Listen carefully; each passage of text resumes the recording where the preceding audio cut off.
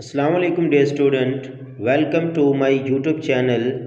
Dear student, आपसे request है कि अगर आपने चैनल को सब्सक्राइब नहीं किया तो आप चैनल को सब्सक्राइब कीजिए, बेल आइकन पे प्रेस कीजिए ताकि आपको आने वाली हर जो वीडियो है वो उसका नोटिफिकेशन आपको रिसीव हो सके।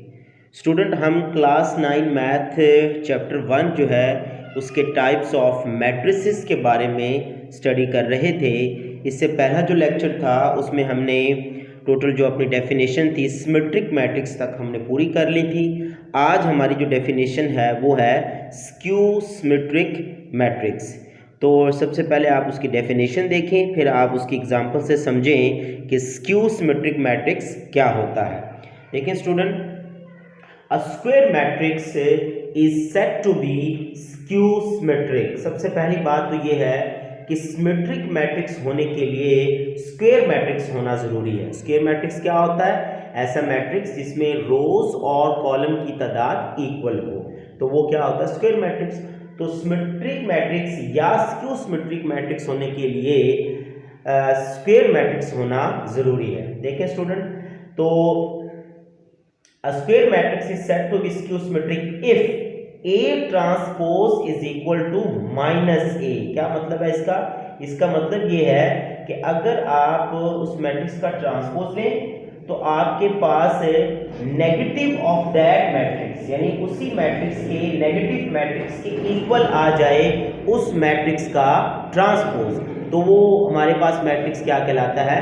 स्क्यू सिमेट्रिक कहलाता है। एग्जांपल से समझिए, आपको समझ आ जाए। देखिए एग्जांपल है ए, उसके अंदर 0 2 3 -2 0 1 -3 -1 और 0 ये एंट्रीज मौजूद हैं। आपने क्या लिया? सबसे पहले इसका ट्रांसपोज ले लिया, इस ए का ट्रांसपोज लिया। ट्रांसपोज लेना आपको आता है, कॉलम को रो में चेंज करना है या रोज को कॉलम में चेंज करना है। ये पिछले लेक्चर में हमने सीखा है। अगर आपने वो वीडियो नहीं देखी तो आप उस वीडियो को देखें और ट्रांसपोज ऑफ मैट्रिक्स को सीखें। देखिए स्टूडेंट, हमने क्या किया है, हमने इस रोज को कॉलम में चेंज कर दिया। हमने कहा था ना कि कॉलम को रो में बदलें या रो को कॉलम में बदलें, दोनों काम हम कर सकते हैं। तो ये हमारे पास क्या थी? रो थी 0 2 3, ये कॉलम बन गया 0 2 3। -2 0 1 रो थी, ये कॉलम बन गया -2 0 1। ये हमारे पास रो थी -3 -1 0 और ये -3 -1 0, ये हमारे पास कॉलम बन गया। उसके बाद आपने क्या करना है, ये जो ए मैट्रिक्स है इसका आपने नेगेटिव मैट्रिक्स फाइंड करना है जी। नेगेटिव मैट्रिक्स कैसे लेते हैं आप? कि आप तमाम जो एंट्रीज हैं उसके साइन चेंज कर देते हैं। कि पिछली वीडियो के अंदर हमने नेगेटिव ऑफ मैट्रिक्स लेना सीखा है। तो हम नेगेटिव मैट्रिक्स लिया इसका, तो क्या आया? -a और ये 0 का साइन नहीं चेंज करते। 0 अगर प्लस का है तो वैसे लिखेंगे। तो यहाँ पर 0, ये प्लस का 2 था, माइनस का 2 हो गया, ये प्लस का 3 का, माइनस का 3 हो गया, ये माइनस का 2 है, ये प्लस का हो गया, 0 वैसे आ जाएगा। ये माइनस का 1 हो गया, माइनस का 3 प्लस का 3 हो गया, माइनस का 1 प्लस का 1 हो गया और ये 0 वैसे आ गया। हमने इसका क्या ले लिया? इस मैट्रिक्स ए का नेगेटिव मैट्रिक्स ले लिया। जब आपने नेगेटिव मैट्रिक्स और ट्रांसपोज ले लेना, अब आपने इन दोनों मैट्रिक्स को चेक करना है। ए का ट्रांसपोज ऑर्डर सेम है जी, इसका 3/3, इसका 3/3। यहाँ पर 0 है, इधर भी 0 है, ये -2 है, ये -2 है, ये -3 है, ये -3, ये 2 है, ये 2 है। यहाँ पर 0 है, इधर 0 है, इधर -1। देखिए सारी एंट्रीज भी सेम है। इसका मतलब ये ए ट्रांसपोज जो है वो -a के इक्वल आ रहा है, यानी कि उस मैट्रिक्स का जो ट्रांसपोज है वो उस मैट्रिक्स के नेगेटिव मैट्रिक्स के इक्वल आया है। तो ऐसे मैट्रिक्स को क्या बोलते हैं? हम स्क्यू सिमेट्रिक मैट्रिक्स बोलते हैं। इसका मतलब ये हुआ कि जो ए है यहाँ पर वो एक स्क्यू सिमेट्रिक मैट्रिक्स है। स्टूडेंट, इस डेफिनेशन को बहुत ही आपने आसानी के साथ समझ लिया कि किस तरह आपने फाइंड करना है। जो मैट्रिक्स भी आपको दिया हो आपने सबसे पहले उसका ट्रांसपोज ले लेना है, ठीक है स्टूडेंट। उसके बाद आपने उस मैट्रिक्स का नेगेटिव मैट्रिक्स ले लेना है। अब जो ट्रांसपोज वाला मैट्रिक्स है और नेगेटिव वाला मैट्रिक्स है उन दोनों को आपने चेक करना है, उनका ऑर्डर सेम आ रहा है, उनकी एंट्रीज 1 बाय 1 चेक करनी, सेम आ रही है। अगर तो सेम आ रही है सारी एंट्रीज तो वो स्क्यू सिमेट्रिक होगा। अगर एक भी एंट्री में चाहे प्लस माइनस का फर्क हो, चाहे एंट्रीज का फर्क हो, तो वो स्क्यू सिमेट्रिक नहीं होगा। उसके बाद नेक्स्ट डेफिनेशन है हमारे पास diagonal matrix. A square matrix is called a diagonal matrix if at least any one of the entries of its diagonal is not zero and non-diagonal entries are zero। क्या मतलब हुआ कि एक diagonal matrix का square matrix होना जरूरी है। तो स्क्वायर मैट्रिक्स जो होता है वो डायगोनल कब हो सकता है, जब उसके डायगोनल में मौजूद at least one entry non zero हो और बाकी सारी एंट्रीज जीरो हो, जिसको हम नॉन डायगोनल एंट्रीज बोलते हैं। देखिए स्टूडेंट, सबसे पहले आप सीखें ये डायगोनल एंट्रीज और ये नॉन डायगोनल एंट्रीज होती क्या है। देखें अगर आपको ये एग्जांपल दिख रही है ए, तो इसमें देखें 1 0 0 0 2 3 0 0 3, ये जो एंट्रीज मैंने रेड बॉल पॉइंट से लिखी हैं मार्कर के साथ, तो आप देखें वो वाली एंट्रीज क्या कहलाती हैं, डायगोनल एंट्रीज। यहाँ पर ये देखें ये वाली डायगोनल एंट्रीज जो इस तरह है, ये वाली क्या है, डायगोनल एंट्रीज। तो अगर आप देखें तो ये डायगोनल एंट्रीज है और डायगोनल से ऊपर वाली और इस डायगोनल से नीचे वाली ये नॉन डायगोनल एंट्रीज कहलाती हैं। इस तरह यहाँ पर देखिए ये डायगोनल है, डायगोनल से ऊपर और डायगोनल से नीचे ये नॉन डायगोनल है। यहाँ पर भी डायगोनल से ऊपर और डायगोनल से नीचे ये नॉन डायगोनल है। तो डायगोनल के अंदर एंट्रीज जो मौजूद हैं उनमें से एटलीस्ट कम से कम वन एंट्री नॉन जीरो होना जरूरी है। ज्यादा भी हो सकती हैं लेकिन एक तो लाजमी है। जैसे आप देखें यहाँ पर 1 2 3 तीनों एंट्रीज नॉन जीरो है और डायगोनल से ऊपर और डायगोनल से नीचे जिसे हम नॉन डायगोनल एंट्रीज बोलते हैं उनका जीरो होना जरूरी है।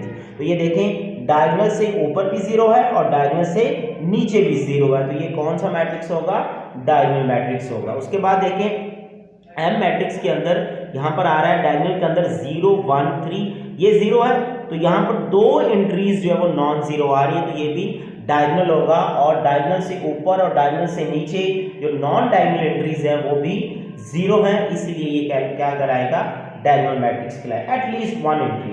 तो यहाँ पर देखें ये डायगोनल के अंदर दोनों एंट्रीज जो है वो नॉन जीरो है, 1 4 आ रहा है और डायगोनल से ऊपर भी जीरो नीचे भी जीरो, तो ये भी डायगोनल मैट्रिक्स होगा।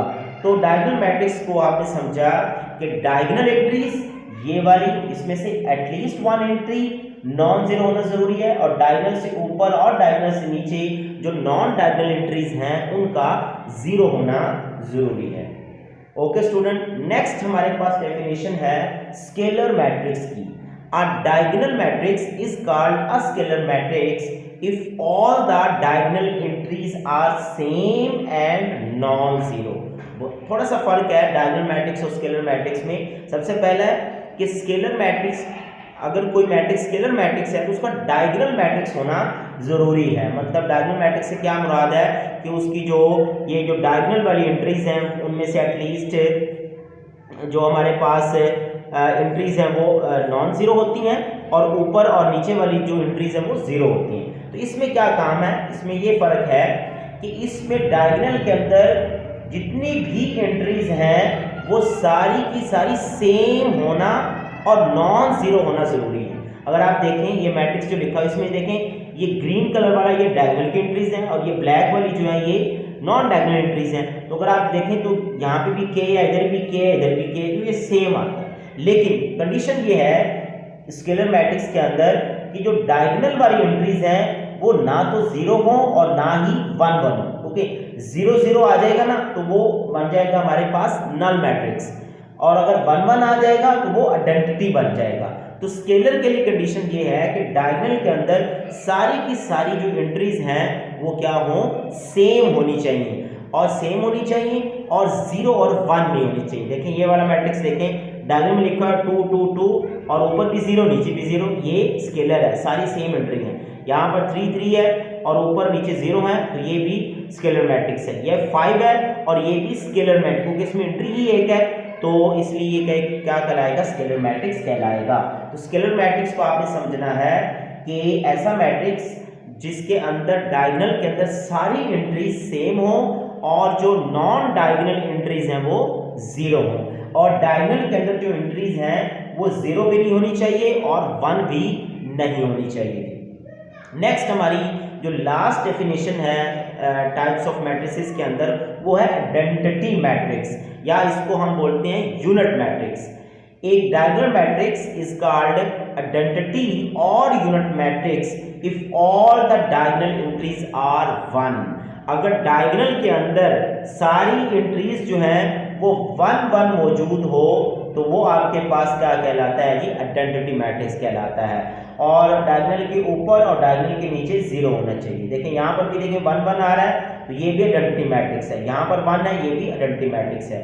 तो डायगोनल के अंदर 1 1 होना चाहिए और नॉन जो डायगोनल एंट्रीज हैं वो 0 होनी चाहिए। तो ये स्टूडेंट हमारी जो डेफिनेशन है 12th डेफिनेशन है टाइप्स ऑफ मैट्रिसेस की, ये कंप्लीट हो चुकी हैं। इसी तरह आपने पहले डेफिनेशन लिखनी है, फिर उसकी 1-2 एग्जांपल अपनी तरफ से आप लिख सकते हैं स्टूडेंट। तो ये जो एंड वाली डेफिनेशन है, डायगोनल मैट्रिक्स हो गया, स्केलर मैट्रिक्स हो गया, आइडेंटिटी मैट्रिक्स, ये बड़ी इंपॉर्टेंट है, बोर्ड एग्जाम के पेपर में पूछी जाती है। एक इंपॉर्टेंट कॉन्सेप्ट आपने याद रखना है स्टूडेंट, वो ये है, आपका जो बुक का पेज नंबर 8 है उसके अंदर ये कॉन्सेप्ट लिखा हुआ है कि हर स्केलर मैट्रिक्स और आइडेंटिटी मैट्रिक्स वो डायगोनल मैट्रिक्स होता है जी। Every scalar matrix and identity matrix are diagonal matrices, यानी कि स्केलर और आइडेंटिटी क्या होंगे, वो डायगोनल लाजमी होते हैं, क्योंकि डेफिनेशन भी यहीं से शुरू हो रही है कि आ डायगोनल मैट्रिक्स यानी कि स्केलर मैट्रिक्स और आइडेंटिटी मैट्रिक्स जो वो लाजमी तौर पर डायगोनल होंगे, क्योंकि वो डायगोनल की कंडीशन को पूरा करते हैं। उसके डायगोनल के अंदर सारी एंट्रीज जो है वो नॉन जीरो मौजूद हैं, तो इसलिए हम क्या बोलते हैं इसको, वो स्केलर और आइडेंटिटी मैट्रिक्स डायगोनल होते हैं। लेकिन हर जो डायगोनल मैट्रिक्स है उसका स्केलर या आइडेंटिटी होना ये जरूरी नहीं है, क्योंकि ये देखें, क्योंकि डायगोनल मैट्रिक्स में तो ये कोई कंडीशन नहीं है ना कि एंट्रीज जो है वो सेम हो या फिर 1 1 हो, वो ये कंडीशन है ही नहीं। ठीक है, सिर्फ ये कंडीशन है कि डायगोनल के अंदर एटलीस्ट 1 एंट्री है वो नॉन जीरो हो। इसका मतलब है कि एवरी डायगोनल मैट्रिक्स जो है वो, उसके लिए ये जरूरी नहीं है कि वो स्केलर या फिर आइडेंटिटी हो, लेकिन हर आइडेंटिटी मैट्रिक्स और हर स्केलर मैट्रिक्स वो डायगोनल मैट्रिक्स जरूर होता है। स्टूडेंट, अगर आपको वीडियो अच्छी लगी है तो चैनल को सब्सक्राइब कीजिए, शेयर कीजिए, लाइक कीजिए, और अगर आपको कोई क्वेश्चन है तो आप कमेंट सेक्शन के अंदर पूछ सकते हैं। Thank you students.